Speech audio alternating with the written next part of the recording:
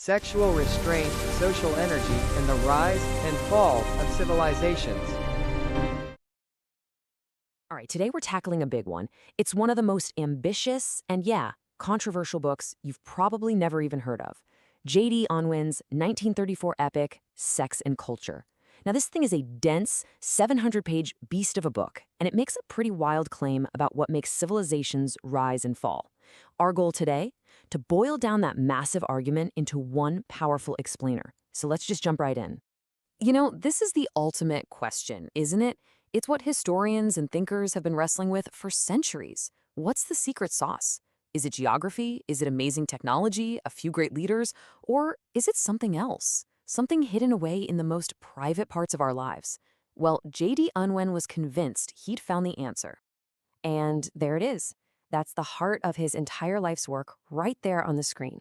Unwin is arguing that the whole cultural vibe of a society, everything it achieves, depends completely on the energy it gets from its sexual rules. I mean, it's a shocking idea, right? A radical hypothesis that draws a straight line from private morality to public achievement. So, who was the guy behind this incredible theory? You're probably picturing some kind of moral crusader, a man with a serious agenda to prove. But Unwin presents himself as the total opposite. He says he was just an impartial investigator who was led to his conclusions, almost kicking and screaming, by the sheer weight of the data he uncovered. And here's the book itself. Take a look at the publisher, Oxford University Press, 1934. So this wasn't some fringe pamphlet. We're talking about a serious academic work. Unwin was a Cambridge anthropologist, and he just set out to test what he called a startling conjecture from the psychologists of his day about where human energy comes from. What's so interesting is how he tells the story. He claimed he started this whole project in all innocence. He didn't have a theory he was trying to prove. He wasn't out to make some grand point. He just wanted to see if there was any connection at all between a culture's success and its rules about sex. And he really doubles down on this. In his introduction, he says he actually struggled against the conclusions the evidence was forcing on him. He really paints this picture of himself as a man just compelled by the facts, who stumbled upon a historical pattern so consistent, so perfect, he just couldn't ignore it. And when we talk about evidence, we are talking about a mountain of it. To test this idea, Unwin knew he couldn't just cherry-pick a few examples that fit his narrative. No, he had to cast the widest net possible. He had to look at societies all across the globe and all throughout history. Honestly, the sheer scale of his study is a huge part of what makes his work so remarkable. So first, he dove deep into the cultural patterns and sexual regulations of 80 different societies. Now, he called them uncivilized societies. That's the language of his time, of course, but this was his baseline, the raw data he would use to build his entire theory. But he was far from done. He then took the patterns he found and applied them to the heavy hitters of history, the civilizations you see right here. He studied thousands of years of human history, from the ancient Sumerians all the way up to his contemporary English, just to see if his theory actually held up. Okay, so how does all this data come together into his main theory? Well, Unwin concluded that every society runs on what he called social energy. You can think of it as the fuel for everything, for expansion, for art, for science. Everything we think of is culture. And he was convinced that its source was very, very specific. He broke it down into 6 possible states, or levels, based on how much energy a society had. There were 3 states of what he called lesser energy, which he saw in those so-called Zoistic. This is the lowest state, where societies neither erect temples nor pay post-funeral attention to their dead. It is invariably accompanied by complete prenuptial sexual freedom. Monistic. In this state, societies pay some form of attention to the dead, tendance or cult, but do not build temples. This condition is produced by regulations that impose a regular or occasional prenuptial continence, such as the reservation of a girl for her betrothed. Deistic. These societies erect roofed buildings, temples, for the manifestation of universal power. This state is reached when a society insists on compulsory prenuptial chastity, verified by the tokens of virginity. Primitive cultures.